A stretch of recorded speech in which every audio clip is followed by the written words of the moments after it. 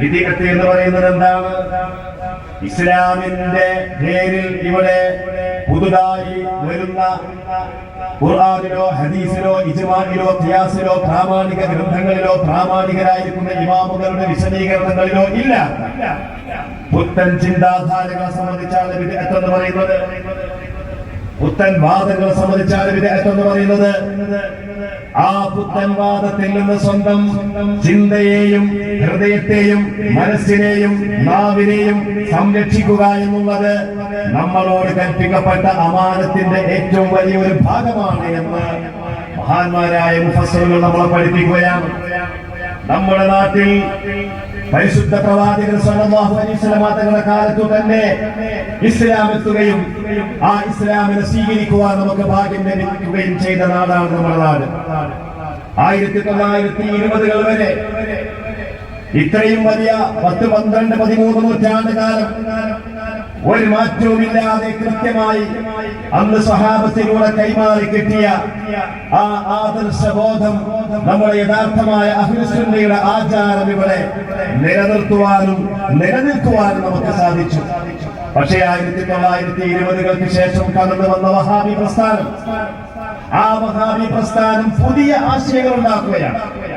അവർ പുതിയ നിർവചനങ്ങൾ കൊടുക്കുകയാണ്. പരിശുദ്ധ ഖുർആനിൽ തെറ്റായ വ്യാഖ്യാനം നൽകി പരിശുദ്ധ റസൂലിന്റെ ഹദീസുകൾക്ക് ശരിയല്ലാത്ത അർത്ഥങ്ങൾ വെച്ചു. പുതിയ നിർവചനങ്ങൾ ഉണ്ടാക്കി. തൗഹീദിന് പുതിയ നിർവചനം ഉണ്ടാക്കിക്കൊണ്ട് വ്യാജ തൗഹീദ് നിർമ്മിച്ചു. എന്നിട്ട് ശിർക്കിന്റെ ദുരാരോപണങ്ങളുമായിട്ട് അവർ കടന്നു വന്നു. മങ്കൂസ് മൗലിദ് ഓതിയാൽ ശിർക്ക്, ഖുതുബിയ്യത്ത് നടത്തിയാൽ ശിർക്ക്, മുഹയ്യദ്ദീൻ ശൈഖ് തങ്ങളെ ഇസ്തിഗാസ ചെയ്താൽ ശിർക്ക്, തവസ്സുൽ ചെയ്താൽ ശിർക്ക്, മുഹയ്യദ്ദീൻ തങ്ങളുടെ കൊണ്ട് ഞങ്ങളുടെ ദോഷങ്ങൾ പൊറുക്കണേ അല്ലാഹ് എന്ന ഒരാൾ അല്ലാഹുവിനോട് പറയുന്ന തവസ്സുൽ, ആ തവസ്സുൽ ചെയ്താൽ എല്ലാം ശിർക്ക്. ഇങ്ങനെ മുസ്ലിം സമുദായത്തിന്റെ നേരെ ശിർക്ക് ആരോപണത്തിന് വേണ്ടി അവരെന്താണ് ചെയ്തത്? വ്യാജമായ തൗഹീദ് നിർമ്മിച്ചു. യഥാർത്ഥത്തിൽ ഇസ്ലാമിന്റെ തൗഹീദ് എന്ന് പറയുന്നത് വളരെ ലളിതമാണ്. അഷ്റഫുൽ ഖൽഖ് സ്വല്ലല്ലാഹു അലൈഹി വസല്ലം തങ്ങൾ വിശദീകരിച്ച ദീർഘമായ ഒരു ഹദീസിൽ അന്ത്യനാളിൽ ഉണ്ടാകുന്ന ഒരു പ്രതിഭാസത്തെ കുറിച്ച് പറയുന്നുണ്ട്. ആ പ്രതിഭാസത്തിൽ എന്താണ് പറയുന്നത്? വതബ്ഖാ തവായിഫു മിനന്നാസ്, അന്ത്യനാളിനോടനുബന്ധിച്ച് ഇസ്ലാമിന്റെ മുഴുവൻ ചിഹ്നങ്ങളും ഇല്ലാതെയാകും, ആചാരങ്ങൾ ഇല്ലാതെയാകും, ഇബാദത്തുകൾ ഇല്ലാതെയാകും. അങ്ങനെ കുറെ ആളുകൾ അവശേഷിക്കും. അശ്ശൈഖുൽ കബീർ വൽ അജൂസ്, വൃദ്ധരായ ആളുകളും കിഴവികളായിരിക്കുന്ന സ്ത്രീകളും അവശേഷിക്കും. അവർ പറയും യഖൂലൂന അദ്റക്നാ ആബാഅനാ അലാ ഹാദിഹിൽ കലിമ, ഞങ്ങളുടെ പൂർവികരായിരിക്കുന്ന ഞങ്ങളുടെ പാരമ്പര്യത്തിൽ ഞങ്ങൾ കണ്ടെത്തിയ കലിമ, വാചകം, തൗഹീദിന്റെ വാചകം എന്ന് പറയുന്നത് ലാ ഇലാഹ ഇല്ലല്ലാഹ് എന്ന വാചകമാണ്. അതുകൊണ്ട് ആ തൗഹീദിന്റെ വാക്യമാണ് ഞങ്ങൾ ഇവിടെ ഞങ്ങളുടെ വാക്യമായിട്ട് പുലർത്തിപ്പോരാൻ ഉദ്ദേശിക്കുന്നത്. വേറൊന്നും അവർക്ക് ഉണ്ടാവില്ല, അവരിൽ നിന്ന് ഇബാദത്തുകളൊന്നും ഉണ്ടാവില്ല. പക്ഷെ തൗഹീദിന്റെ വാക്യമായിട്ട് ലാ ഇലാഹ ഇല്ലല്ലാഹ് അവരുടെ ഖൽബിൽ ഉറപ്പിച്ചവർ നിർത്തും. അപ്പൊ ഇതിനെ സംബന്ധിച്ച് ഇത് റിപ്പോർട്ട് ചെയ്ത റാവിയോട്, റിപ്പോർട്ടറോട് ചോദിക്കുകയാണ്, എന്താണ് അവർ ഈ ലാ ഇലാഹ ഇല്ലല്ലാഹ് എന്ന തൗഹീദ് അവർക്ക് കൃത്യമാണെങ്കിൽ, അവരിൽ നിന്ന് അഅ്മാലുകളൊക്കെ ഇല്ലാതെയായിട്ടുണ്ട്, പക്ഷേ ലാ ഇലാഹ ഇല്ലല്ലാഹ് എന്ന തൗഹീദ് കൃത്യമായിട്ടുണ്ടെങ്കിൽ ആത്യന്തികമായിട്ട് അവർക്ക് നരകത്തിൽ നിന്ന് രക്ഷയുണ്ടാകുമോ എന്ന് ചോദിക്കുമ്പോൾ അതിന് കൊടുക്കുന്ന മറുപടി തുൻജീഹിം മിനന്നാർ, ലാ ഇലാഹ ഇല്ലല്ലാഹ് എന്ന തൗഹീദിന്റെ വാക്യം അവരെ നരകത്തിന് രക്ഷപ്പെടുത്തും എന്നാണ് ആ ഹദീസ് അവസാനിപ്പിച്ചുകൊണ്ട് പറയുന്നത്. അപ്പൊ വളരെ ലളിതമാണ് നമ്മുടെ തൗഹീദ്. അഹ്ലുസുന്നത്തി വൽ ജമാഅയുടെ തൗഹീദ് എന്ന് പറയുന്നത് എന്താണ്? നിങ്ങളുടെ തൗഹീദ് എന്ന് നമ്മളോട് ഒരു അമുസ്ലിം ചോദിച്ചാൽ, നമ്മളോട് ഒരു അന്വേഷകൻ ചോദിച്ചാൽ നമുക്കതിന് സംശയമില്ല, നമുക്കതിന് സങ്കീർണതകളില്ല, നമുക്കതിന് പുതിയ നിർവചനങ്ങളില്ല, പുതിയ വാക്കുകളില്ല, പുതിയ ആർക്കും തിരിയാത്ത വാക്കുകളില്ല. നമുക്ക് വളരെ കൃത്യമായിട്ട് പറയാൻ കഴിയും, വമാ അർസൽനാ മിൻ ഖബ്ലിക മിർ റസൂലിൻ ഇല്ലാ നൂഹി ഇലൈഹി അന്നഹു ലാ ഇലാഹ ഇല്ലാ ഹുവ ഫഅബ്ദൂൻ. ലാ ഇലാഹ ഇല്ലല്ലാഹ് തൗഹീദ്. അല്ലാഹു അല്ലാതെ വേറെ ഇലാഹില്ല, അല്ലാഹു മാത്രമാണ് ഇലാഹ്. ഈ തൗഹീദ് വളരെ കൃത്യമാണ്, വളരെ ലളിതമാണ്, അതിലൊരു സങ്കീർണതയുമില്ല, അത് മനസ്സിലാക്കാൻ ഒരു പ്രയാസവും ഇല്ല. പക്ഷേ ഇവിടെ എന്താണ് അട്ടിമറി നടന്നത്? എവിടെയാണ്? ഈ തൗഹീദിനെ അട്ടിമറിക്കുവാൻ വേണ്ടി ഇതിലേക്ക് പുതിയ ചില വാക്കുകൾ കൊണ്ടുവരികയാണ്. ആ വാക്കുകൾ ഏതൊക്കെയാണ് എന്റെ പ്രിയപ്പെട്ട സഹോദരന്മാരെ? ആ വാക്കുകളെ കുറിച്ച് വഹാബികൾ കൊണ്ടുവന്ന ആ വാക്കുകൾ അവരുടെ തന്നെ ഒരു പുസ്തകം. ആ പുസ്തകത്തിന്റെ പേരെന്താണ്? അവരുടെ ആ പുസ്തകത്തിൽ അവർ പറയുന്നു, ജിന്നി വിവാദം വസ്തുതയെന്ത് എന്നുള്ളൊരു പുസ്തകം. ഇപ്പൊ നമ്മുടെ നാട്ടില് പല സമ്മേളനങ്ങളും നമ്മൾ ആദർശം അമാനത്താണ് എന്ന് പറഞ്ഞുകൊണ്ട് സംസ്ഥാനത്തിന്റെ വിവിധ ഭാഗങ്ങളിൽ, തമിഴ്നാടിന്റെ വിവിധ ഭാഗങ്ങളിൽ, കർണാടകത്തിന്റെ ഒരുപാട് ഭാഗങ്ങളിൽ, ലോകത്തിന്റെ പല സ്ഥലങ്ങളിലായിട്ട് ഈ ക്യാമ്പയിൻ നടത്തിക്കൊണ്ടിരിക്കുമ്പോൾ വഹാബി പ്രസ്ഥാനത്തിന്റെ വഴിപിരിഞ്ഞ ഗ്രൂപ്പുകൾ തമ്മിൽ പൊരിഞ്ഞ അടി നടക്കുകയാണ്. എന്തിന്റെ പേരിലാണ് അടി നടക്കുന്നത്? സംഘടനാപരമായ പ്രശ്നത്തിന്റെ പേരിലല്ല, ഭരണപരമായ പ്രശ്നത്തിന്റെ പേരിലല്ല, സാമ്പത്തികമായ പ്രശ്നത്തിന്റെ പേരിലല്ല, മറിച്ച് നിങ്ങളുടെ തൗഹീദ് ശരിയല്ല, നിങ്ങൾ മുസ്ലിക്കായിരിക്കുന്നു എന്ന് മർക്കസുദ്ധാവക്കാര് കേന്ദ്രമിൽ ചൂണ്ടിക്കൊണ്ട് പറയുന്നു. കേന്ദ്രമകാരത്തിന് പിറ്റേന്നാൾ മറുപടി പറയുന്നു, ഞങ്ങളുടെ തൗഹീദിനല്ല പ്രശ്നം, നിങ്ങൾക്കാണ് സംഭവിച്ചിട്ടുള്ളത് എന്ന് ഇപ്പുറത്തേക്ക് മറുപടി പറയുന്നു. അപ്പോൾ അതിന്റെ ഇടയിൽ മറ്റൊരു കൂട്ടർ വരുന്നു, ഇസ്ലാമിക് ഓർഗനൈസേഷൻ എന്ന് പറയുന്ന മറു ഗ്രൂപ്പ് വരുന്നു, മൂന്നാമത്തെ ഗ്രൂപ്പ് വരുന്നു. ആ ഗ്രൂപ്പ് പറയുന്നു, ജിന്നിനോട് സഹായം തേടൽ അത് നിരുപാധികം ശിർക്കാണെന്ന് പറയാൻ പറ്റില്ല, അതിൽ ശിർക്കാഹിതുണ്ട്, ആകാത്തതുണ്ട്, വസീലത്തു ശിർക്കുണ്ട്, അങ്ങനുണ്ട്, ഇങ്ങനുണ്ട് എന്നൊക്കെ ഇവരിങ്ങനെ പറഞ്ഞുകൊണ്ട് പരസ്പരം അങ്ങോട്ടും ഇങ്ങോട്ടും ശിർക്കിങ്ങനെ ആരോപിക്കും. അപ്പൊ അവരിപ്പോഴും ആ ശിർക്കിൽ നിന്നിട്ട് പുറത്ത് ചാടി തൗഹീദിലേക്ക് എത്തിയിട്ടില്ല. ഇപ്പോഴും തൗഹീദിലും ശിർക്കിലും കടന്ന് കളിക്കാൻ. അതേ സമയത്ത് എന്തുകൊണ്ടാണ് അവർക്ക് ഇങ്ങനെ സംഭവിക്കാൻ കാരണം? അവരുടെ ഒരു പുസ്തകം, ജിന്ന് വിവാദം വസ്തുതയെന്ന് എന്ന പുസ്തകം, ഇത് നമ്മൾ പല സംവാദങ്ങളിലും അവരോട് ഉയർത്തി കാണിച്ചിട്ടുണ്ട്. അവർ തന്നെ എഴുതുകയാണ്. എന്താണ് അവർ എഴുതുന്നത്? കാര്യകാരണ ബന്ധങ്ങൾക്ക് അതീതമെന്നും അഭൗതികമെന്നും കഴിവിനതീതമെന്നും അദൃശ്യമാർഗമെന്നുമെല്ലാം ആരാധനയുടെ സത്തയായ പ്രാർത്ഥനയുടെ നിർവചനമാണല്ലോ മുജാഹിദുകൾ വിശദീകരിച്ചത്. ആ വിശദീകരണം മറഞ്ഞ മാർഗത്തിലൂടെ സഹായം തേടാൻ അല്ലാഹുവിനോട് മാത്രമേ പറ്റുള്ളൂ. ഇതാണ് തോന്നുന്നത്. അഭൗതിക മാർഗത്തിലൂടെ സഹായം തേടാൻ അല്ലാഹുവിനോട് മാത്രമേ പറ്റുകയുള്ളൂ. അപ്പൊ ബഗ്ദാദിൽ നടത്തുന്ന മുഹ്യിദ്ദീൻ ശൈഖിനോട് അങ്ങയുടെ കാര്യത്തിൽ ഒരു കാര്യം ചെയ്തു തരണേ എന്ന് പറഞ്ഞാൽ അത് അഭൗതിക മാർഗമാണ്, അത് അദൃശ്യ മാർഗമാണ്, അത് മറഞ്ഞ മാർഗമാണ്, അത് നേരിട്ടുള്ള മാർഗമല്ല, അത് അല്ലാഹുവിനോട് മാത്രമേ പാടുള്ളൂ എന്നതാണ് ലാ ഇലാഹ ഇല്ലല്ലാഹ്, എന്നതാണ് ഇബാദത്ത്, എന്നതാണ് പ്രാർത്ഥന എന്നിങ്ങനെ ഉള്ള വിശദീകരണം. ആ വിശദീകരണം എവിടെ ഉള്ളതാ? ഏതെങ്കിലും ഒരു നബിമാര് പറഞ്ഞിട്ടുള്ള വിശദീകരണം ഇല്ല. ഏതെങ്കിലും വിശുദ്ധ ഖുർആനിന്റെ സൂറത്തുൽ ഫാത്തിഹ മുതൽ സൂറത്തുൻ നാസ് വരേക്കുമുള്ള 6000 ചില്ലാനം ആയത്തുകളിൽ ഏതെങ്കിലും ഒരു ആയത്തിൽ അങ്ങനെ ഒരു വിശദീകരണമുണ്ടോ? കാണിച്ചു തരാൻ സാധ്യമല്ല. പരിശുദ്ധ റസൂൽ സല്ലല്ലാഹു അലൈഹി വസല്ലം തങ്ങളുടെ ലക്ഷോപലക്ഷം വരുന്ന ഹദീസുകൾ നമ്മുടെ മുമ്പിലുണ്ട്. ആ ഹദീസുകളിൽ ഏതെങ്കിലും ഒരു ഹദീസിന് അങ്ങനെ ഒരു വിശദീകരണം പറഞ്ഞിട്ടുണ്ടോ? പറഞ്ഞിട്ടില്ല. പ്രാമാണികരായ ഇമാമുമാർ രചിച്ച 10,000 ലക്ഷക്കണക്കായ ഗ്രന്ഥങ്ങൾ നമ്മുടെ മുമ്പിൽ പ്രസിദ്ധീകരിക്കപ്പെട്ടതും കയ്യെഴുത്തു പ്രതികളുമായിട്ട് നമ്മുടെ മുമ്പിൽ ലോകത്തിന്റെ വിവിധ കോണുകളിലുണ്ട്.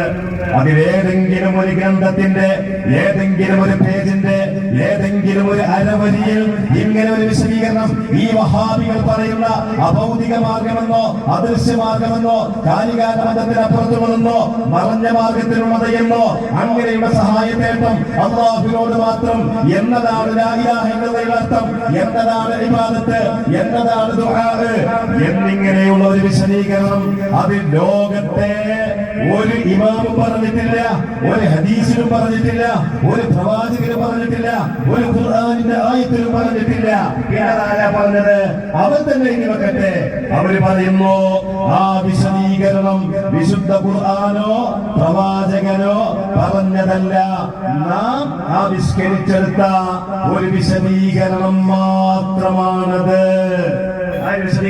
ആവിഷ്കരിച്ചെടുത്ത ഇവിടെ 920-കൾക്ക് ശേഷം പാരമ്പര്യ മുസ്ലിങ്ങളെ മുസ്ലിക്കുകളാക്കാൻ വേണ്ടി കച്ചകെട്ടിറങ്ങിയ വഹാബികൾ സ്വന്തമായിട്ട് അവരുടെ ഫാക്ടറിയിൽ നിന്ന് ഉൽപ്പാദിപ്പിച്ചെടുത്ത ഉൽപ്പന്നം മാത്രമാണ് ഈ വ്യാജ തൗഹീദ് എന്ന് അവരുടെ തന്നെ പുസ്തകത്തിൽ അവർ കൃത്യമായി രേഖപ്പെടുത്തുകയാണ്.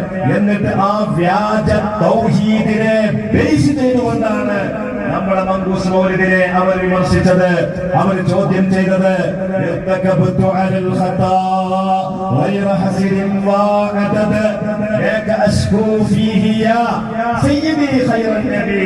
ഞാൻ ഇന്നലെ കൂടി ഒരു മൗലവിയുടെ ഒരു പ്രസംഗത്തിൽ കേൾക്കുകയാണ്. അദ്ദേഹം പറയുന്നത് ഇങ്ങനെ പറഞ്ഞാൽ അത് ശിർക്കായി പോകും. അങ്ങനെ റസൂലുള്ളാഹിയോട് ഇങ്ങനെ ആവരാതി പറഞ്ഞാൽ ഞാൻ തെറ്റ് ചെയ്തിരിക്കുന്ന നബിയെ, പാപം ചെയ്തിരിക്കുന്ന നബിയെ, അങ്ങയോട് ഞാനിത് ആവരാതി പറയുന്ന നബിയെ, അങ്ങേക്ക് വേണ്ടി റബ്ബിനോട് ശഫാഅത്ത് ചെയ്യണേ നബിയെ എന്നിങ്ങനെ പറഞ്ഞാൽ നബിയോട് ശഫാഅത്ത് ചോദിക്കേ പാടില്ല. നബിയോട് ശഫാഅത്ത് ചോദിക്കാൻ പാടില്ല, അത് ശിർക്കാണ്, അത് അഭൗതികമായ മാർഗമാണ് എന്ന ഇവരുടെ ഈ നിർമ്മിതി ഉണ്ടല്ലോ, ഇത് സ്വഹാബത്തിന് പരിചയമില്ല.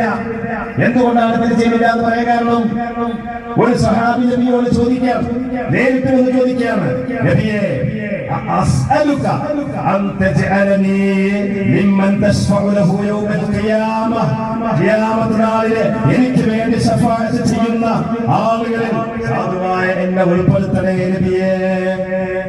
അവൻ നബി എന്താ പറഞ്ഞത്?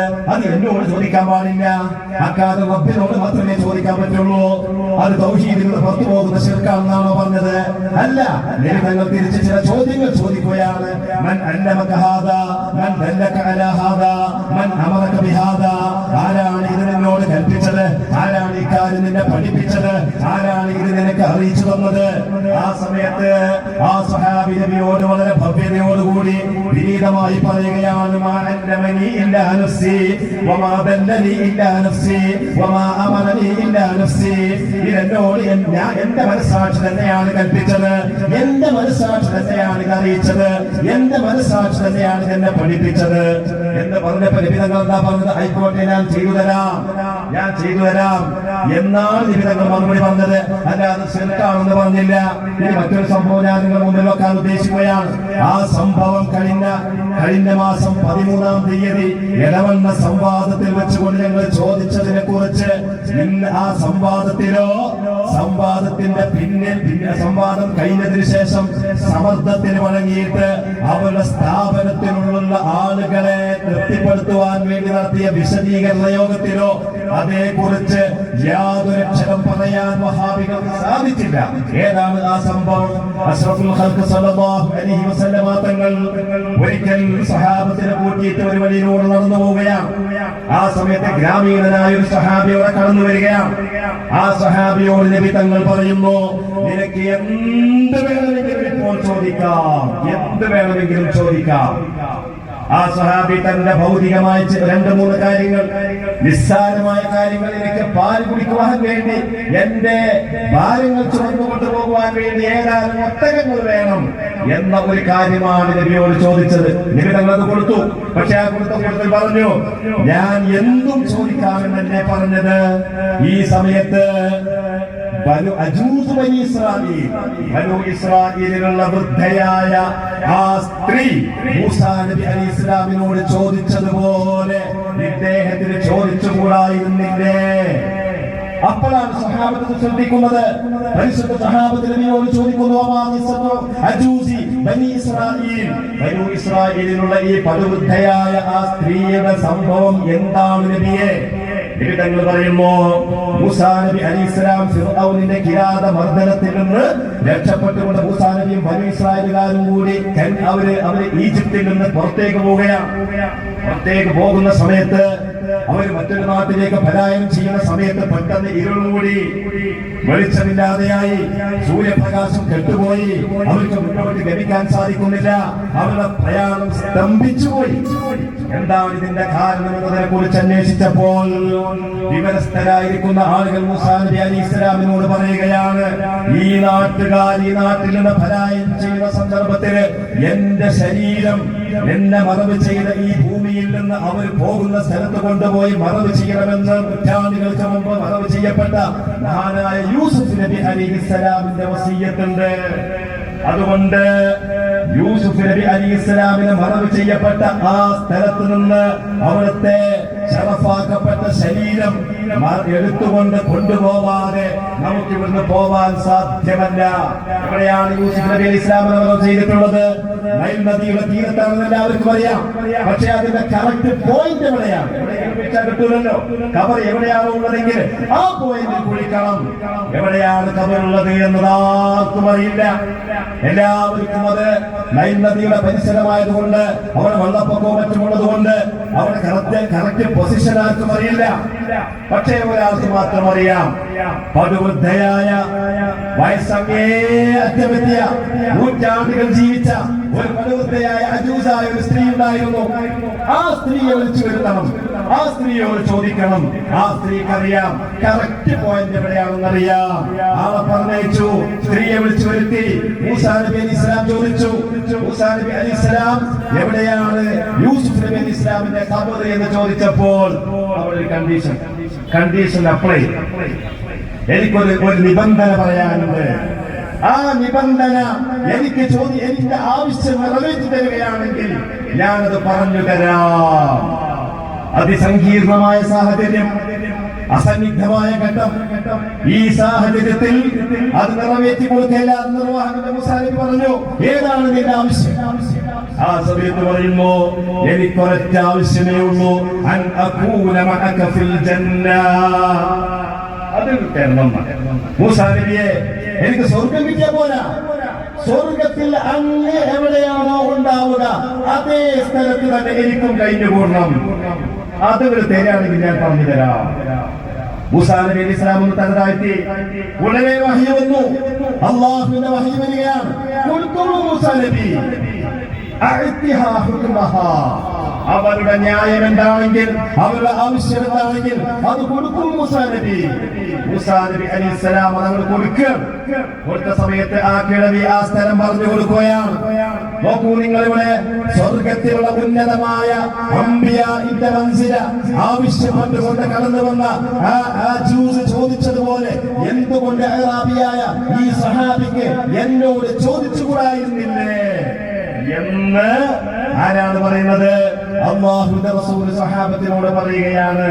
ഇത് വെച്ചുകൊണ്ട് മൂസാ നബി അലൈഹിസ്സലാമും ജനതയും ഫിർഔനിന്റെ കിരാത മർദ്ദനത്തിൽ നിന്നും ഭരണത്തിൽ നിന്നും രക്ഷപ്പെട്ടുകൊണ്ട് പലായനം ചെയ്യുന്ന സമയത്ത് പിറകിലൂടെ ഫിർഔനും കൂട്ടരും കടന്നു വരികയാണ്. ആ സമയത്ത് ഇന്നാ ലമുദ്റകൂൻ, മൂസാ നബിയോട് അനുയായികൾ പറയാണ്, ഇന്നാ ലമുദ്റകൂൻ, നമ്മൾ പിടികൂടപ്പെടാൻ പോവുകയാണല്ലോ, പ്രതിസന്ധി ഘട്ടമാണല്ലോ. ആ സമയത്ത് മൂസാ നബി അലൈഹി ഇസ്ലാം പറഞ്ഞ മറുപടി എന്താണ്? കല്ലാ കല്ലാ ഇന്ന മഈ റബ്ബി സയഹ്ദീൻ. സൂറത്തുൽ ശുഅറായിൽ കാണാം, കല്ലാ ഇന്ന മഈ റബ്ബി സയഹ്ദീൻ. എന്റെ കൂടെ എന്റെ റബ്ബുണ്ട്, എന്റെ കൂടെ എന്റെ റബ്ബ് എപ്പോഴും ഉണ്ട്.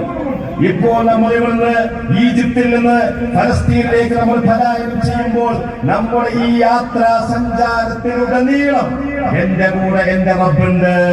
സയഹ്ദീൻ, ഏത് വഴിമുട്ടിക്കുന്ന ഘട്ടത്തിലും എനിക്ക് വഴി കാണിച്ചു തരാൻ എന്റെ റബ്ബ് എന്റെ കൂടെയുണ്ട് എന്ന് പറയുന്ന ഈ ആയത്തിന്റെ തഫ്സീറിൽ നിങ്ങൾ ഈ ആയത്തിന്റെ തഫ്സീറിൽ മഹാനായ ഇമാം മാവർദി റളിയല്ലാഹു തആല 450 വഫാത്തായ മുഫസ്സിറാണ്. ശാഫിഈ മദ്ഹബിലെ ഏറ്റവും പ്രഗൽഭനായ ഇമാമാണ്. മുഫസ്സിറുകളുടെ കൂട്ടത്തിൽ ഏറ്റവും ആധികാരികതയുള്ള ഇമാമാണ്. ഏറ്റവും ആധികാരികതയുള്ള ഇമാം എന്ന് ഞാനിപ്പോ നിങ്ങളോട് പറയുന്നതല്ല, മറിച്ച് വഹാബി പ്രസ്ഥാനത്തിന്റെ അപ്പോസ്തലനും ആചാര്യനുമായ സാക്ഷാൽ ഇബ്നു തൈമിയ അദ്ദേഹത്തിന്റെ ഫതാവൽ കുബ്ര എന്ന ആ ഗ്രന്ഥത്തിൽ ഇമാം മാവർദി റളിയല്ലാഹു തആല അൻഹുവിന്റെ തഫ്സീറിനെ സംബന്ധിച്ച് പറഞ്ഞത് അത് ഏറ്റവും ആധികാരികതയുള്ള തഫ്സീറാണെന്നാണ്.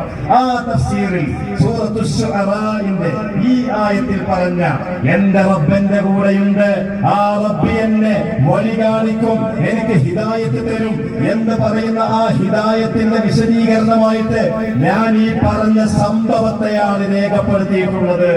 അപ്പോൾ മഹാനായ റസൂലുള്ളാഹി സ്വല്ലല്ലാഹു അലൈഹി വസല്ലം തങ്ങൾ ഉൾപ്പെടെയുള്ള മഹാത്മാക്കളോട്, അമ്പിയാക്കളോട്, മുർസലീങ്ങളോട് സ്വർഗം ചോദിക്കുന്നതോ, അവരോട് ശഫാഅത്ത് അപേക്ഷിക്കുന്നതോ, അവരോട് ആവലോതി പറയുന്നതോ, അതിനെക്കുറിച്ച് വഹാബി പ്രസ്ഥാനം ദലാലത്തെന്നും ശിർക്കത്തുമെന്ന് ആരംഭിച്ചെങ്കിൽ, പക്ഷേ പരിശുദ്ധ ഖുർആൻ അല്ലാഹു തആല ഇതിനെ പരിചയപ്പെടുത്തിയത് ഹിദായത്ത് എന്നാണ്, സന്മാർഗം എന്നാണ്. അപ്പോൾ ഇവിടെയുള്ള പാരമ്പര്യ മുസ്ലിമീങ്ങള് അനുവർത്തിച്ചു പോരുന്ന ഇസ്തിഗാസയെ സംബന്ധിച്ച്, തവസ്സുലിനെ സംബന്ധിച്ച്, തശഫുഇനെ സംബന്ധിച്ച് ഖുർആൻ വിശേഷിപ്പിച്ചത് ഹിദായത്ത് എന്നാണെങ്കിൽ, പിന്നെ ദലാലത്ത് എന്ന് പറയുന്ന വഹാബി പ്രസ്ഥാനത്തിന്റെ ആശയം ഖുർആനെതിരല്ലേ, അല്ലാഹുവിന്റെ ഖുർആനെതിരല്ലേ, മൂസാ നബിയുടെ വാക്യത്തിനെതിരല്ലേ, പരിശുദ്ധ റസൂലിന്റെ അധ്യാപനത്തിന് വിരുദ്ധമല്ലേ? അതുകൊണ്ടാണ് ഇർതകബതു അലൽ ഖതാ ഗൈറ ഹസരിൻ വഅദദ ലക അഷ്കു ഫീഹി യാ സയ്യിദി ഖൈറൻ നബി എന്ന് പറയുന്നതിനെ ശിർക്കാക്കുമ്പോൾ ഒരു കാര്യം ആലോചിക്കണം. പരിശുദ്ധ സ്വഹാബിമാർ ഇങ്ങനെ നബി സല്ലല്ലാഹു അലൈഹി വസല്ലം തങ്ങളോട്, നബിയേ, അല്ലാഹുവിനോട് ഞങ്ങൾ ഇതാ തൗബ ചെയ്തു മടങ്ങുന്നു, അങ്ങയിലേക്കും ഞങ്ങൾ ഇതാ തൗബ ചെയ്തു മടങ്ങുന്നു എന്ന് പറയുന്ന എത്രയെത്ര സംഭവങ്ങളുണ്ട്. ആയിഷ ബീവി അങ്ങനെ പറഞ്ഞൊരു സഹീഹുൽ ബുഖാരിയിലുണ്ട്. അതുപോലെ തന്നെ ഒരിക്കൽ നബി സല്ലല്ലാഹു അലൈഹി വസല്ലം തങ്ങൾ ഒരു സഹാബിയെ മറ്റൊരു സഹാബിയുടെ അടുക്കലേക്ക് സകാത്ത് പിരിക്കുവാൻ വേണ്ടി പറഞ്ഞേക്കുകയാണ്. നബി സല്ലല്ലാഹു അലൈഹി വസല്ലം തങ്ങൾ ഇമാമാണ്, നബി സല്ലല്ലാഹു അലൈഹി വസല്ലം തങ്ങൾ ഭരണാധികാരിയാണ്, മദീനയുടെ ഭരണാധികാരിയാണ്, മദീന രാഷ്ട്രത്തിന്റെ ഭരണാധികാരിയായ നബി സല്ലല്ലാഹു അലൈഹി വസല്ലം തങ്ങളുടെ കീഴിലുള്ള ഉദ്യോഗസ്ഥന്മാരാണ് സഹാബിമാർ, കീഴിലുള്ള ന്യായാധിപന്മാരായ ഖാദിമാർ, കീഴിലുള്ള ഗവർണർമാരായിരിക്കുന്ന സഹാബിമാർ.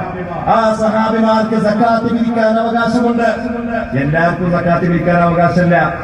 നമ്മുടെ നാട്ടില് നമ്മളാൽ നിയോഗിക്കുന്ന ഖാദിമാരുണ്ട്, ജനങ്ങളാൽ നിയോഗിക്കുന്ന ഖാദിമാരുണ്ട്. ഓരോ നാട്ടിലുള്ള ഹല്ലാത്തിന്റെ അഹിലുകാരായിരിക്കുന്ന ഹല്ല് കമ്മിറ്റിക്കാരും കാരണവന്മാരും പണ്ഡിതന്മാരും ചേർന്നിട്ടുള്ള നിയമിക്കപ്പെടുന്ന ഖാദിമാരുണ്ട്.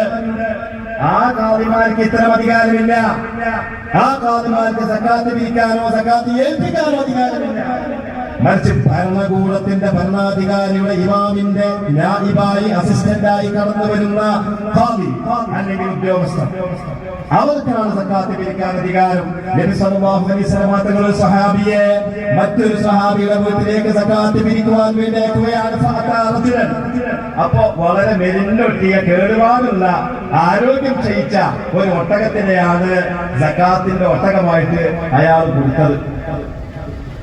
അങ്ങനെ ഈ സഹാബി ഇതും വാങ്ങിയിട്ട് മദീനത്ത് വന്നു. നബി സല്ലല്ലാഹു അലൈഹി വസല്ലം തങ്ങൾ ഏൽപ്പിച്ചപ്പോൾ നബി തങ്ങൾക്ക് ഇത് ഇഷ്ടപ്പെട്ടില്ല. കാരണം മുന്തിയ ഒട്ടകങ്ങളുടെ സക്കാത്തായിട്ട് കൊടുത്തത് വളരെ മെലിഞ്ഞൊട്ടിയ കേടുപാടുകളുള്ള ആരോഗ്യം ക്ഷയിച്ച ആർക്കും വേണ്ടാത്ത അർത്താലത്തിന്റെ മാംസം പോലും തിന്നാൻ സാധിക്കാത്ത തരത്തിലുള്ള ഒരു ഒട്ടകമാണ് കൊടുത്തയച്ചത് കണ്ടപ്പോൾ ഇത് ഒരു നല്ല ഏർപ്പാടല്ല എന്ന് മനസ്സിലാക്കിക്കൊണ്ട് നബി സല്ലല്ലാഹു അലൈഹി വസല്ലം തങ്ങൾ പറഞ്ഞു, അല്ലാഹുമ്മ ലാ തുബാരിക് ഫീഹി വലാ എന്റെ മുന്നിലിരിക്കുന്ന മുഴുവൻ സത്യവിശ്വാസികളും ശബ്ദം ശ്രമിക്കുന്ന മുഴുവൻ ആളുകളും മനസ്സിലാക്കണം, അല്ലാഹു റസൂല് ദുആ ചെയ്യുകയാണ്, അല്ലാഹുവേ അയാളിനും അയാളുടെ ഒട്ടകക്കൂട്ടത്തിൽ നീ ബർക്കത്ത് ചെയ്യരുതേ അല്ലാഹ്. ഇങ്ങനെ കേടായി ദുആ ചെയ്തത് അല്ലാഹുവിന്റെ റസൂലാ ദുആ ചെയ്യുന്നത്. ആ ദുആക്ക് ശരനേരം കൊണ്ട് ഇജാബത്ത് ഉണ്ടാകും. ഈ വിവരം ആ സഹാബി അറിയുകയാണ്. ആരിൽ നിന്നോ കേട്ടറിഞ്ഞപ്പോൾ ആ സഹാബി വളരെ ഭംഗിയുള്ള മുന്തിയതായിരിക്കുന്ന ഒരു ഒട്ടകത്തിനെ അവിടെ കൊണ്ടുവന്നു. പറയുന്നത് ശ്രദ്ധിക്കണം. മങ്കൂസ് മൗലിദിന്റെ വരികൾ പാടുന്നതിന് ശിർക്കാക്കുന്ന വഹാബികളുടെ സകല ഗ്രൂപ്പുകൾ മനസ്സിലാക്കണം. ഫഖാല അതൂബു ഇലല്ലാഹ് വഇലാ നബിയിഹി സ്വല്ലല്ലാഹു അലൈഹി വസല്ലം.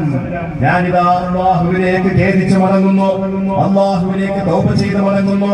വഇലാ റസൂലിഹി, അല്ലാഹുവിന്റെ റസൂലിലേക്കും ഞാൻ തൗബ ചെയ്തു മടങ്ങുന്നു എന്ന് പറഞ്ഞുകൊണ്ട് ആ സഹാബി നബിയുടെ അരികിലേക്ക് വന്നത്. ഇതിനെ സംബന്ധിച്ച് വഹാബി പ്രസ്ഥാനത്തിന് എന്ത് പറയാനുണ്ട്? മൗദൂദികൾക്ക് എന്ത് പറയാനുണ്ട്? ജമാഅത്ത് ഇസ്ലാമിക്ക് എന്ത് പറയാനുണ്ട്? മുസ്ലിം ലീഗ് മുസ്ലിക്കാർക്ക് തബ്ലീഗ് ജമാഅത്തുകാർക്ക് എന്ത് പറയാനുണ്ട്? അതുകൊണ്ടാണ് ഇങ്ങനെയുള്ള ശിർക്കാരോപണവുമായി കടന്നു വരുന്ന സമയത്ത് ഇത് തൗഹീദിൽ വ്യാജം കലർത്തലാണ് എന്നും ആദർശത്തെ ഉന്മൂലനം ചെയ്യലാണെന്നും മനസ്സിലാക്കിക്കൊണ്ട് 1926 സമസ്ത കേരള ജംഇയ്യത്തുൽ ഉലമ രൂപീകരിച്ചത് ഈ ആദർശം എന്ന് പറയുന്നത്, ഈ ആചാരം എന്ന് പറയുന്നത് നമുക്ക് മുൻഗാമികളിൽ നിന്ന് കൈമാറി കിട്ടിയ ഒരു അമാനത്താണ്. അമാനത്ത് എന്ന് പറഞ്ഞാൽ, അമാനത്ത് എന്ന് പറയുന്നത് മുൻഗാമികൾ നമ്മളെ വിശ്വസിച്ച് നമ്മളത് പുലർത്തി പോരുമെന്ന് ഉറപ്പിച്ച് അടുത്ത തലമുറക്ക് യാതൊരു കളങ്കവുമില്ലാതെ എത്തിച്ചു കൊടുക്കുമെന്ന് കരുതിവശായിക്കൊണ്ട് നമ്മൾ ഏൽപ്പിച്ച വിശ്വസ്ത സൂക്ഷിപ്പു ധനമാണ്, വസ്തുവാണ്, അമാനത്താണ് എന്ന് മനസ്സിലാക്കി ഇത് ഇങ്ങനെ പോയാൽ വിദഗ്ധി പരന്നാൽ ഇസ്ലാം അട്ടിമറിക്കപ്പെടുമെന്ന് മനസ്സിലാക്കിക്കൊണ്ട് സമസ്ത കേരള ജംഇയ്യത്തുൽ ഉലമ രൂപീകരിക്കുകയും അങ്ങനെ ഈ മുസ്ലിമിന്റെ ഈമാനിനും അവന്റെ ആചാരത്തിനും അവന്റെ ആദർശബോധത്തിനും കാവലിരുന്നുകൊണ്ട് അതിന് യാതൊരു മാറ്റത്തിരുത്തലുകളില്ലാതെ അടുത്ത തലമുറക്ക് കൈമാറുക എന്നുള്ള ESKSSന്റെ ഈ ക്യാമ്പയിൻ, ഇത് ഇന്നത്തെ കാലം, ഇന്നത്തെ ലോകം നമ്മളോട് ആവശ്യപ്പെടുന്ന ഏറ്റവും വലിയൊരു പ്രമേയമാണ്. നമ്മുടെ ഓരോ ആചാരങ്ങളും ഇത് ഇന്നലെ തുടങ്ങിയതല്ല. അങ്ങനെ ചില ആൾക്കാരൊക്കെ പറയാറുണ്ട്, മരിച്ച ഒരു സ്ഥലത്ത്, മരിച്ച ഒരു വീട്ടില് നമ്മൾ ഖുർആൻ ഓതും. ആ ഖുർആൻ ഓതുന്ന സമയത്ത് അവിടെ വേറെ ചില ആൾക്കാർ വരാറുണ്ട്. ആ വേറെ ചില ആൾക്കാർ വന്നുകൊണ്ട് അവർ കാലം കേട്ടിട്ട് പൊട്ടിച്ചിരിക്കുന്നത് നമ്മൾ കാണാറുണ്ട്. അവർക്ക് ഇതിനോട് പരിഹാസമാണ്, ഇതിനോട് അവർക്ക് പുച്ഛമാണ്. യഥാർത്ഥത്തിൽ എന്താണ്? നിങ്ങൾ നോക്കി, ഇമാം നവവി റളിയല്ലാഹു തആല അൻഹു കിതാബുൽ അദ്കാർ എന്ന ലോകപ്രസിദ്ധമായ ഗ്രന്ഥത്തിൽ ഒരു അധ്യായം കൊടുക്കുന്നുണ്ട്. ആ അധ്യായത്തിൽ പറയുന്നത് ബാബുമാ യുഖാലു ഇൻദൽ മയ്യിത്തി, മയ്യിത്തിന്റെ അടുക്കൽ എന്താണ് ചൊല്ലേണ്ടത് എന്നതിനെ കുറിച്ചുള്ള അധ്യായം. ആ അധ്യായത്തിൽ ബഹുമാനപ്പെട്ട ഇമാം നവവി റളിയല്ലാഹു തആല പറയാണ്, അവിടെ 3 ഹദീസുകളാണ് ബഹുമാനപ്പെട്ടവർ കൊടുക്കുന്നത്. ഒന്ന് അഷ്റഫുൽ ഖൽഖ് സ്വല്ലല്ലാഹു അലൈഹി വസല്ലം തങ്ങൾ പറയുന്ന ഒരു ഹദീസ്, ഇദാ ഹദർതുൽ മയ്യിത അബിൽ മരീദ ഫഖൂലു ഖൈറാ, നിങ്ങൾ മരിച്ച സ്ഥലത്തോ അതല്ലെങ്കിൽ രോഗിയുടെ അടുക്കലോ ചെന്നാൽ നിങ്ങൾ ഖൈർ എന്ന് പറഞ്ഞാൽ പറയുന്നവന് ഖൈർ എന്നല്ല, ഈ മരിച്ചു കിടക്കുന്ന മയ്യത്തിന് എന്താണോ ഉപകാരപ്പെട്ടത് അതായിരിക്കും നമ്മൾ സംസാരിക്കേണ്ടത്. അവിടെ ലോകത്തെ മറ്റു വർത്തമാനങ്ങൾ പറയല്ല, അവിടെ തെരഞ്ഞെടുപ്പിനെ പറ്റി പറയല്ല, അവിടെ ഇലക്ഷനെ കുറിച്ചല്ല അവിടെ പറയേണ്ടത്. അവിടെ വേറെന്തെങ്കിലും കാര്യങ്ങളോ ഒച്ചപ്പോഴോ ബഹളോ അനൗൺസ്മെന്റ് ചെയ്തിട്ട് ആകപ്പാടെ ബഹളാത്മകമായ ഒരു അന്തരീക്ഷം ഉണ്ടാക്കിയല്ല വേണ്ടത്. മറിച്ച് അവിടെ സമാധാനപരമായി ശാന്തതയോടുകൂടി ആ കിടക്കുന്ന മയ്യത്തിന് പരലോകത്തെ ഖബർ ജീവിതത്തിന് എന്താണോ ഉപകാരപ്പെടുന്നത് അതാണ് പറയേണ്ടത്. അതിൽ ഏറ്റവും പ്രധാനപ്പെട്ടതാണ് ഏതാണ്? മയ്യത്തിന് ഉപകാരമുള്ളതിൽ ഏറ്റവും പ്രധാനപ്പെട്ടത് ആ മയ്യത്തിന് വേണ്ടി ദുആ ചെയ്യുക എന്നതാണ്. അതുകൊണ്ട് മയ്യത്തിനെ കാണാൻ വേണ്ടി വരുന്ന ആളുകൾ അവർ ദുആ ചെയ്യണം. എന്തുകൊണ്ട്? ഫഇന്നൽ മലായികത യുഅമ്മിനൂന അലാ മാ തഖൂലൂന, നിങ്ങൾ അവിടെ ചെയ്യുന്ന ദുആക്ക് മലക്കുകൾ ആമീൻ പറയുന്നുണ്ട്. വാനലോകത്തുള്ള മലക്കുകൾ ആമീൻ പറയുന്നുണ്ട്, ഭൂമിയിലുള്ള മലക്കുകൾ ആമീൻ പറയുന്നുണ്ട്. പക്ഷെ അവിടെ ആമീൻ പറയാത്ത കുറച്ച് ആൾക്കാരുണ്ട്. എല്ലാ മലക്കളും എല്ലാ വിശുദ്ധാത്മാക്കളും ആമീൻ പറയുമ്പോൾ ഈ മോശമായ മലീമസമായ ഹൃദയത്തിന്റെ വക്താക്കളായ വഹാബി പ്രസ്ഥാനവും അതിന്റെ അനുബന്ധ സംഘടനക്കാരും അവിടെ ആമീൻ പറയാതെ പൊട്ടിച്ചിരിച്ച് പുച്ഛഭാവത്തോടു കൂടി ഇരിക്കുന്നത് നിങ്ങൾ കണ്ടിട്ടില്ലേ? എത്രമാത്രം തെറ്റായ കീഴ്വഴക്കമാണത്.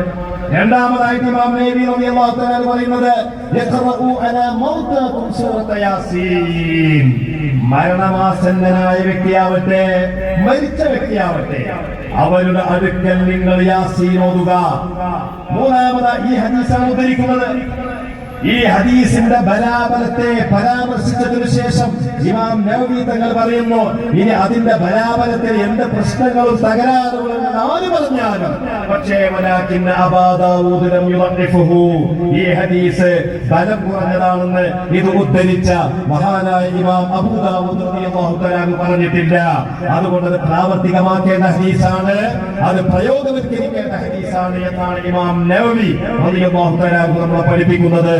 മൂന്നാമതായിട്ട് ഇമാം നവവി റളിയല്ലാഹു തആല ഇമാം ശഅബിയിൽ ഉദ്ധരിക്കുകയാണ്, കാനത്തിൽ അൻസാർ ഇദാ ഹദറു അൽ മയ്യിത ഖറഉ ഇന്നഹു സൂറത്തുൽ ബഖറ. അൻസാരികളായ സഹാബിമാർ, ഞാൻ സഹാബിമാർ ചെയ്തത് ദീനിൽ തെളിവല്ല എന്നെങ്കിലും വാദമുണ്ടോ? അങ്ങനെ വാദമുണ്ടോ? സാബിഖൂന അവ്വലൂന മിനൽ മുഹാജിരീന വൽ അൻസാർ വല്ലദീന തബഊഹും ബിഇഹ്സാൻ. മുഹാജിറുകളും അൻസാറുകളുമായ പ്രഥമ മുൻഗണനവരായിരിക്കുന്ന സഹാബിമാർ, വല്ലദീന തബഊഹും ബിഇഹ്സാൻ, അവരുടെ നന്മയിൽ അവരോട് അനുധാവനം ചെയ്യുന്ന ആളുകളും, റളിയല്ലാഹു അൻഹും വറദു അൻഹു, അവരെ തൊട്ട് അല്ലാഹു പൊരുത്തപ്പെട്ടിരിക്കുന്നു, അവർ അല്ലാഹുവിനെ കുറിച്ച് പൊരുത്തപ്പെട്ടിരിക്കുന്നു എന്ന് പ്രസ്താവിക്കപ്പെട്ട മുഹാജിറുകളും അൻസാറുകളുമായ സഹാബിമാരിലെ അൻസാറുകളെ പറ്റി പറയുന്നു, കാനത്തിൽ അൻസാർ ഇദാ ഹദറുൽ മയ്യിത ഖറഉ ഇൻദഹു സൂറത്തുൽ ബഖറ. അൻസാരികളായ സഹാബിമാർ അവര് ഒരു മയ്യിത്തിന്റെ അരികിൽ വന്നാൽ അവർ സൂറത്തുൽ ബഖറ അവിടെ പാരായണം ചെയ്യുമായിരുന്നു. ഇതാണ് ഇസ്ലാമിന്റെ ആദർശം, ഇതാണ് ഇസ്ലാമിന്റെ ആചാരം. പക്ഷെ അതേക്കുറിച്ച് എന്താണ് ഇവിടെ പറയുന്നത്? അതിനോട് പുച്ഛത്തോടുകൂടി സമീപിക്കുകയാണ്. ഞാൻ ഒരുപാട് കാര്യങ്ങൾ ദീർഘമായി പറയുന്നില്ല, ഒരൊറ്റ പോയിന്റ് മാത്രം നിങ്ങൾ മുമ്പിൽ പറഞ്ഞുകൊണ്ട് ഞാൻ അവസാനിപ്പിക്കാം. നമ്മുടെ നേതാക്കന്മാർ ബഹുമാനപ്പെട്ട സയ്യിദുൽ ഉലമ ഇവിടെ വരാനിരിക്കുന്നുണ്ട്. നാം ആവേശത്തോടുകൂടി കാത്തിരിക്കുന്നുണ്ട്. മഗ്‌രിബിന് ശേഷമുള്ള നമ്മുടെ പൊതുസമ്മേളനം നടക്കാൻ പോവുകയാണ്. എന്റെ പ്രിയപ്പെട്ട സഹോദരങ്ങളെ, പലരും നമ്മളോട് തെളിവ് ചോദിക്കും, എല്ലാത്തിനും തെളിവ് ചോദിക്കുമ്പോൾ തെളിവ് തെളിവ് പറഞ്ഞു കൊടുക്കുക എന്ന് പറഞ്ഞാൽ ഈ തെളിവ് മനസ്സിലാക്കാനുള്ള വലിവുള്ള ആളുകളാവും ഈ ചോദിക്കുന്നത് എന്ന് മനസ്സിലാക്കിക്കൊണ്ട് അവർക്ക് നമ്മൾ വിശദീകരിക്കേണ്ടത് ചിലപ്പോൾ സാന്ദർഭികമായ മറ്റു ചില വിശദീകരണങ്ങളായിരിക്കാം. ഇത് നമ്മൾ ശരിക്കും മനസ്സിലാക്കണം. ഈ വഹാബി പ്രസ്ഥാനത്തിന്റെ ആളുകളുടെ ചോദ്യങ്ങൾ നമ്മുടെ മുമ്പിൽ ഫേസ്ബുക്കിൽ അല്ലെങ്കിൽ വാട്സപ്പിലൊക്കെ വരികയാണെങ്കിൽ ആ തെളിവെന്ത് എന്ന് ചോദിക്കുമ്പോൾ തെളിവ് പറയാൻ മാത്രം ജ്ഞാനശേഷിയുള്ള ആളായിക്കണമെന്നില്ല ഈ ചോദിക്കുന്ന കർത്താവ്. അതുകൊണ്ട് അയാൾക്ക് മനസ്സിലാകുന്ന ഭാഷയിലായിരിക്കണം ചിലപ്പോൾ മറുപടി പറയേണ്ടത്. അതിന്റെ ഒരു ഉദാഹരണം മാത്രം ഞാൻ ശ്രദ്ധയിൽപ്പെടുത്തിക്കൊണ്ട് വാക്കുകൾ അവസാനിപ്പിക്കാം.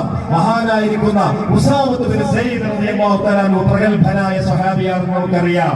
ഖുർആനിൽ പരാമർശിക്കപ്പെട്ട, പരിശുദ്ധ ഖുർആനിൽ പരാമർശിക്കപ്പെട്ട ഏക സ്വഹാബി, ആ സ്വഹാബിയുടെ പ്രിയപ്പെട്ട പുത്രൻ ഉസാമത്ത് ബിൻ സയ്യിദ് റളിയല്ലാഹു തആല അൻഹു റസൂലുള്ളാഹിയുടെ വഫാത്തിന് ശേഷം, 4 ഖലീഫമാരുടെയും വഫാത്തിന് ശേഷം നബിയുടെ ഖബർ ശരീഫിന്റെ അരികിൽ പോയിട്ട് നിസ്കരിക്കുന്നു, ദുആ ചെയ്യുന്നു എന്ന് ഹദീസിൽ വന്നിട്ടുണ്ട്. നബി അവിടെ എത്രങ്ങാനും സ്ഥലമുണ്ട്? എന്ന പരിശുദ്ധമായ സ്ഥലമുണ്ട്, മെഹ്റാബുണ്ട്, അനേകം തൂണുകളുണ്ട്, അനേകം മൂലകളുണ്ട്. അവിടെ നിന്നും നിസ്കരിക്കാതെ നബി സല്ലല്ലാഹു അലൈഹി വസല്ലം തങ്ങളുടെ ഖബർ ശരീഫിന്റെ അരികിൽ പോയി നിസ്കരിക്കുന്നു, അവിടെ വെച്ചുകൊണ്ട് ദുആ ചെയ്യുന്നു. ആ സമയത്ത് പിന്നിൽ നിന്നൊരു വിളി, മാദാ തസ്നഉ യാ അബാ ഉസാമ, അല്ലയോ അബൂ ഉസാമ, നീ എന്ത് പണിയാണ് ഈ കാണിക്കുന്നത്? അവരിന്റെ അരികിലാ ദ്വാരക്കുന്നത്, ഖബറിലേക്കല്ല. ഖബറിന്റെ അരികിൽ വെച്ച് നമസ്കരിക്കുന്നത് ഖബറിലേക്കല്ല, പക്ഷെ അരികിൽ എന്നുള്ളതിന് ഖബറിലേക്ക് എന്ന് ട്വിസ്റ്റ് ചെയ്തുകൊണ്ടുള്ള ഒരു ചോദ്യം. ഈ ചോദ്യം ഇന്ന് വഹാബി പ്രസ്ഥാനം നാട് നീളെ ആളുകളെ പിഴപ്പിക്കുവാൻ വേണ്ടി മമ്പുറം മഖാമിലേക്ക് പോയ ഒരു മുഅ്മിനായ വ്യക്തിയോട് ചോദിക്കുന്നത്, നീ മമ്പുറം മഖാമിൽ വെച്ചുകൊണ്ട് എന്തിന് ദുആ ചെയ്തു എന്നല്ല, നീ മമ്പുറം മഖാമിലേക്ക്, അവിടെ കിടക്കുന്ന തങ്ങൾ ബാപ്പയിലേക്ക് എന്തിന് നീ ദുആ ചെയ്തു, എന്തിന് നീ പ്രാർത്ഥിച്ചു, എന്തിന് നീ ആരാധിച്ചു? ഇത്തരം ചോദ്യങ്ങളാ. യഥാർത്ഥത്തിൽ അതിലേക്ക് എന്നതല്ല, അവിടെ വെച്ച് എന്നാണ്. അവിടെ വെച്ച് എന്നുള്ളതിന് അതിലേക്ക് എന്ന് ട്വിസ്റ്റ് ചെയ്ത വഹാബി പ്രസ്ഥാനത്തിന്റെ ഈ അടിസ്ഥാന ചോദ്യം ആദ്യമായിട്ട് ഇസ്ലാമിക ലോകത്ത് ആരംഭിച്ചതാരാണ്? ദുഷ്ടനായ ഭരണാധികാരി എന്ന സഹാബിമാര് മനസ്സിലാക്കി മനസ്സിലാക്കിയ മർവാൻ ഇബ്നുൽ ഹക്കം എന്ന് പറയുന്ന മനുഷ്യനാണ്. ആ മനുഷ്യനെ പറ്റി ഞാൻ വിശദീകരിക്കുന്നില്ല. ആ മനുഷ്യന്റെ ഭരണത്തെ സഹാബിമാർക്ക് ഇഷ്ടമുണ്ടായിരുന്നില്ല. ആ മനുഷ്യനാണ് ഉസാമ ഇബ്നു സൈദിനോട് ചോദിച്ചത്, അതുസല്ലി ഇലാ ഖബരിഹി, നീ റസൂലിന്റെ ഖബറിലേക്ക് നിസ്കരിക്കുകയാണോ? ആ സമയത്ത് എന്താണ് ഉസാമ ഇബ്നു സൈദിന് ആയത്ത് കൊണ്ട് മറുപടി പറഞ്ഞില്ല, ഹദീസ് കൊണ്ട് മറുപടി പറഞ്ഞില്ല, ഇജ്മാ കൊണ്ട് മറുപടി പറഞ്ഞില്ല, ഖിയാസ് കൊണ്ട് മറുപടി പറഞ്ഞില്ല. ഒരൊറ്റ മറുപടിയാണ് പറഞ്ഞത്. ഇസ്ലാമിന്റെ മൗലികമായ ഒരു തത്വത്തെ മുന്നിൽ വെച്ചുകൊണ്ടാണ് പറഞ്ഞത്, ഇന്നി ഉഹിബ്ബുഹു. ഈ മദീന മുനവ്വറയിലുള്ള മഹാപള്ളിയിൽ അനേകം സ്ഥലങ്ങൾ ഉണ്ടായിരിക്കെ ഞാൻ ഇവിടെ വെച്ചുകൊണ്ട് നിസ്കരിക്കാം, ഇവിടെ വെച്ചുകൊണ്ട് ഞാൻ ദുആ ചെയ്യാൻ കാരണം എനിക്ക് നബിയോട് അല്ലാഹുവിന്റെ റസൂലിനോടുള്ള സ്നേഹമാണ്. ഞാൻ എന്റെ സ്നേഹം പ്രകടിപ്പിച്ചതാണ്, മഹബത്ത് കൊണ്ടുള്ള എന്റെ തവസ്സുലാണ് എന്ന് മറുപടി പറഞ്ഞുകൊണ്ട് പറയുന്നു, ഇന്നക ഫാഹിഷുൻ മുതഫഹിഷുൻ, നീ വളരെ മോശപ്പെട്ട വ്യക്തിയാണ് മർവാനെ, നീ മോശത്തെ നിർമ്മിച്ചുണ്ടാക്കുന്ന വ്യക്തിയാണ്. ഇന്നല്ലാഹ യുബിഗുൽ ഫാഹിഷ മുതഫഹിഷ, അല്ലാഹുവിന്റെ റസൂൽ പറയാണ്, അല്ലാഹു തആലക്ക് മോശം പറയുന്ന ആളുകളോട്, മോശം പ്രവർത്തിക്കുന്ന ആളുകളോട് വല്ലാത്ത ദേഷ്യമാണ്. ഇന്നക ഫാഹിഷ മുതഫഹിഷ, മുഖത്ത് നോക്കിയിട്ടാ പറയുന്നത്, നീ വളരെ മ്ലേച്ഛനായ വ്യക്തിയാണ്. ചില സന്ദർഭത്തിൽ അങ്ങനെ പറയുന്നത്, ചില സന്ദർഭത്തിൽ വളരെ രൂക്ഷമായ ഭാഷയിൽ പ്രതികരിക്കേണ്ടി വരും, ചില സമയത്ത് വളരെ സരളമായ ഭാഷയിൽ പ്രതികരിക്കേണ്ടി വരും. ഇതെല്ലാം ഇസ്ലാമിന്റെ ദഅവത്തിന്റെ ഭാഗമാണ്. ഇവിടെ മർവാനോട് രൂക്ഷമായ ഭാഷയിലല്ലാതെ സരളമായ ഭാഷയിൽ പ്രതികരിച്ചിട്ട് പ്രയോജനമില്ലെന്ന് മനസ്സിലാക്കിക്കൊണ്ട് ബഹുമാനപ്പെട്ട ഉസാമ ഇബ്നു സയ്യിദ് ആ നിലയിൽ മറുപടി പറഞ്ഞിട്ടുണ്ടെങ്കിൽ, മഹാന്മാരോടുള്ള മഹബത്ത് അല്ലാഹുവിലേക്ക് എത്താനുള്ള വസീലയാണെന്നുള്ള മഹത്തായ പാഠം അത് പഠിപ്പിക്കുവാൻ വേണ്ടിയാണ് ബഹുമാനപ്പെട്ട ഉസാമ ഇബ്നു സയ്യിദ്. ഇതാണ് നമ്മുടെ അഹ്ലുസ് സുന്നത്തി വൽ ജമാഅയുടെ അടിത്തറ. അമ്പിയാക്കളെ സ്നേഹിക്കുക, ഔലിയാക്കളെ സ്നേഹിക്കുക, സാലിഹീങ്ങളെ സ്നേഹിക്കുക, അവരോട് സഹവാസം പുലർത്തുക, അവരുടെ ജീവിതകാലത്തും മരണകാലത്തും അവരോട് സഹവാസം പുലർത്തുക, അവരിലൂടെ അല്ലാഹുവിലേക്ക് അടുക്കുവാനുള്ള മാർഗങ്ങൾ പുലർത്തുക എന്ന ദീനുൽ ഇസ്ലാമിന്റെ അടിസ്ഥാനപരമായ ആശയമാണ് അഹ്ലുസ് സുന്നത്തി വൽ ജമാഅയുടെ പുലർത്തുന്നത്. അതാണ് നമ്മുടെ ആദർശം. അത് നമുക്ക് ലഭിച്ച അമാനത്താണ്. അത് കേടുപാട് കൂടാതെ അടുത്ത തലമുറയിലേക്ക് എത്തിക്കുവാനുള്ള മഹത്തായ ഉത്തരവാദിത്തമാണ് SKSSF ലക്ഷക്കണക്കായ പ്രവർത്തകരുടെ ഏറ്റെടുത്തുകൊണ്ട് നടപ്പിലാക്കിക്കൊണ്ടിരിക്കുന്നത്.